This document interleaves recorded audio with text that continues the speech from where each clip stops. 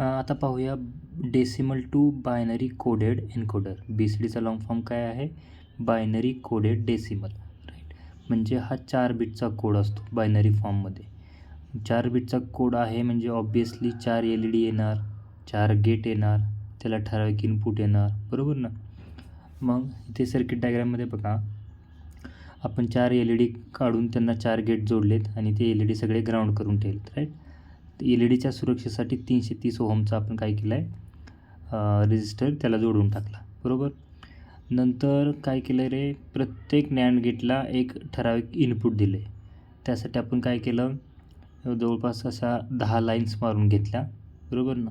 आणि त्याचे उजव्या साईडचे सर्व टोक काय केले, VCCला जोडून टाकले, राईट. VCCला जोडण्यापूर्वी 1 किलो ओहमचं त्याला रेजिस्टर दिलेलं आहे. इकडे डाव्या साईडला बघा, दुसरी बाजू जी आहे ती काय केली, ग्राउंड केली. पण ग्राउंड करण्यापूर्वी आपण स्विच टाकलेले आहेत.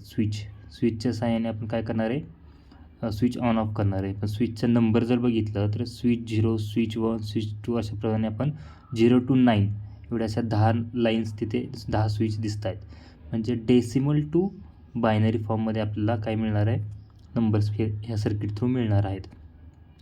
आता फक्त राहिली गोष्ट काय, कोणत्या गेटला किती इनपुट द्यायचे.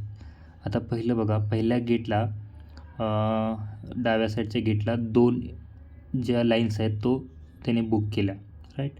नंतर नेक्स्ट गेट काय करतो आहे, त्याच्या पुढच्या 4 लाईन्स तो बुक करतो आहे. म्हणजे त्याला ते आपण 4 लाईन देऊन टाकायचे.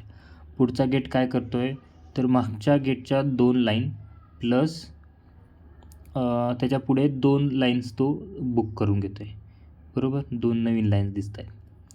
आणि शेवटचा जो गेट आहे त्याला टोटल 5 लाईन इनपुट आलेत बघा. 5 इनपुट कशा आल्यात, पहिली लाईन आणि शेवटची लाईन बघा त्याने बुक केलेली आहे. आणि मध्ये विषम अंकी संख्येने म्हणजे 1, 3, 5, 7, 9 अशा पद्धतीने त्याने ते लाईन्स हे केलेले आहेत, राईट. अशा पद्धतीने तुम्ही प्रॅक्टिस करा. किंवा दुसरा ऑप्शन आहे, पहिल्यांदा पहिल्या लाईनवर सगळं 0 0 असतील, राईट. सेकंड लाईनला 0 0 0 1. जिथे जिथे आपण जे 0 to 10 9पर्यंत आपले नंबर्स असतात ना, 0 0 0 0 0 1 अशा पद्धतीने तुम्ही ते काय करू शकता, ते लाईन्स कनेक्ट करू शकता. म्हणजे प्रॅक्टिकलला मी सांगितलं होतं हे, आता मला इथे इमेजमध्ये सांगता येत नाही.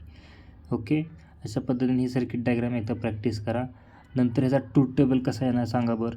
तर नावातच आहे डेसिमल टू BCD, म्हणजे आपल्याला BCDचे 4 कॉलम असतील 4 बिटचे, राईट.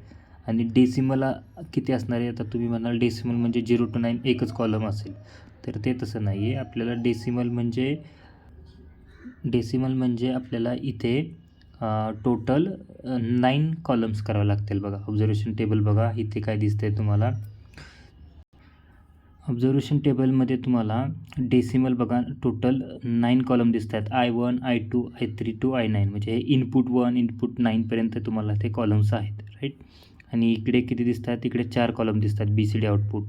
ABCD कोणत्या क्रमाने बघा, उजव्या बाजूपासून डाव्या बाजूपर्यंत ABCD क्रम दिला आहे. इथे पण उजव्या बाजूपासून डाव्या बाजूपर्यंत I1, I2, I3 असा 9पर्यंत क्रम दिला आहे. आता हा टेबल फिलअप कसा करायचा, राईट. पहिल्यांदा आपल्याला डेसिमल नंबर आहेत ना, म्हणून 0 to 9पर्यंत नंबर लिहून घ्यायचे. ओके, काही मुलं काय करतात 0 to 16पर्यंत लिहितात, पण समजायला पाहिजे आपल्याला फक्त 0 to 9पर्यंत टोटल 10 नंबरचं हे करायचं स्टडी. म्हणजे पहिल्या कॉलममध्ये येणार 0 0 0 0, नंतर 0 0 1 अशा पद्धतीने शेवटी 1 0 0 1पर्यंतच आपल्याला ते लिहून घ्यायचे, बरोबर. इकडे कसं लक्षात ठेवणार आहे, आता पहिली लाईन आपण पाहिली तिथे काहीच कनेक्टेड नव्हतं, त्यामुळे ते सगळे 1 1 करायचे. नंतर नेक्स्टमध्ये आपण 0 लिहायचा. I1 ह्या कॉलम बघा, I1 कॉलममध्ये सेकंड रोमध्ये 0 लिहिला की तिथून डायरेक्ट तिरप्या पद्धतीने आपण काय करायचं, 0 लिहून घ्यायचे. कुठे, I9 कॉलमचा शेवटचा जो दिसतोय 10th रो तिथे 0 लिहून घेतलं आणि बाकी सगळीकडे 1 1 करायचे. म्हणजे ह्या टेबलमध्ये टोटल 9 कॉलम प्लस हे 4 किती झाले, 13 कॉलम, राईट. आणि रोज किती होत आहेत रे, 0 to 9 म्हणजे असे टोटल 10 रोज तुमच्याकडे असतील, बरोबर की नाही. हा टेबल म्हणजे तुम्हाला लक्षात ठेवावा लागेल. ओके, आता का मी नंतर हे टेबल भरून झाल्यानंतर तुम्हाला मी सांगितलं होतं की इक्वेशन काढायला. बऱ्याच मुलांनी काढले नाहीत, काही मुलांनी काढलेत. तर आपल्याकडे एक इक्वेशन आहे बघा, ABCDचे आपल्याला इक्वेशन काढायचे आहेत. राईट, सोपं आहे. काय केलं आहे, पहिल्यांदा एचं इक्वेशन काढायचं आहे. तर काय करणार आपण, एचा कॉलम बघून घ्यायचा. 0 1 0 1 एच्या कॉलममध्ये जिथे जिथे 1 आहे त्या रोमध्ये 0 कुठं येतं आहे, I1ला, म्हणून आपण तो I1 सिलेक्ट केला ॲज अ इनपुट म्हणून. I1 बघा, परत I1 into I3 into I5 into I7 into I9 आणि त्याला टोटल बार केला आहे.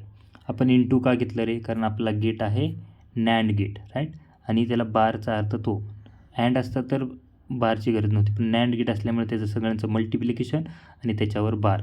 ओके, म्हणजे ए कॉलममध्ये जिथे जिथे 1 आहे त्याच्या ह्याच्या रोमध्ये जिथे 0 येईल तो मी इनपुट सिलेक्ट केलेला फक्त. लक्षात घ्या, सोपं आहे, तसं काय जास्त अवघड नाही. मग ते एच्या कॉलमनुसार मी ती इक्वेशन लिहून घेतले. आता ह्यामध्ये डिमॉर्गन थेरम जर अप्लाय केला तर जिथे मल्टिप्लिकेशन आहे तेच बरोबर तुम्ही इक्वल टू ॲडिशन करू शकता. म्हणजे डिमॉर्गन थेरमनुसार तुम्हाला हे मिळून जाईल. नेक्स्ट आहे बीचं इक्वेशन कसं काढणार तुम्ही, सेम बीचा कॉलम बघून घ्यायचा. जिथे जिथे 1 आहे त्या रोमध्ये जाऊन जिथे जिथे 0 आहे तो I सिलेक्ट करणार आणि I2 I3 तुम्हाला अशा पद्धतीने मिळून जाईल. ओके, बरोबर ना. शेवटचा डीचा कॉलम बघा बरं, 1 1 आहे. राईट, 1 1 आहे म्हणजेच किती 1 1 काय आहे तुमचा 8 आणि 9, I8 इंटू I9चा बार. अशा पद्धतीने तुम्हाला इक्वेशन मिळून जाईल. इक्वेशन हे तुम्हाला काढावे लागणार आहेत. ओके, आणि किट जर बघायचं झालं तर तुम्हाला हे किट आहे. ठीक आहे, ह्याच्यामध्ये कोणतंही कनेक्शन नाही करायचं, फक्त वायर जोडायची आणि स्विच 0 प्रेस केल्यानंतर तुम्हाला कोणताही LED लागणार नाही. स्विच 1 प्रेस कराल तेव्हा 0 0 1 दिसणार आहे. अशा पद्धतीने 9 तुम्ही डेसिमल नंबर 9पर्यंत स्टडी करायचा आहे.